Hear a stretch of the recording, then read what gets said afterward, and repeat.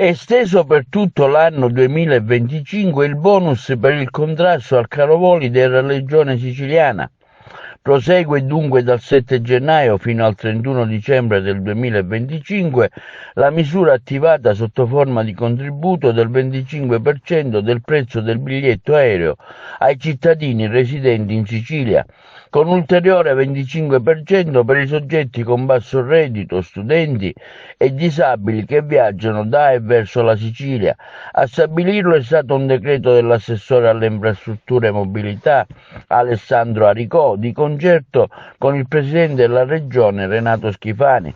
Estendiamo a tutto il 2025 il bonus del 25% del prezzo dei voli per i residenti in Sicilia, ha dichiarato l'assessore Aricò, certi di fare una cosa gradita ai nostri cittadini che affrontano non solo in via straordinaria in occasione delle festività, ma in ogni periodo dell'anno difficoltà nel corrispondere tariffe aeree talvolta esagerate. Abbiamo riscontrato, continua Ricò, una risposta eccezionale a questa iniziativa per promuovere la continuità territoriale fortemente voluta anche dal presidente della regione Schifani per il periodo delle festività natalizie, il cui rimborso è stato del 50% del prezzo del biglietto.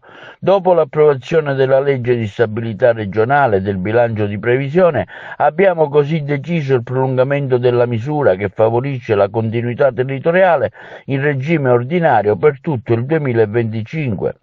I dettagli sui requisiti di accesso al bonus si trovano sulla piattaforma SicelaPay. Sono state rafforzate inoltre le misure di controllo sulle richieste pervenute ai fini dell'erogazione del contributo per evitare eventuali tentativi di truffa che sono stati già riscontrati e prontamente denunciati dall'assessorato alle autorità competenti.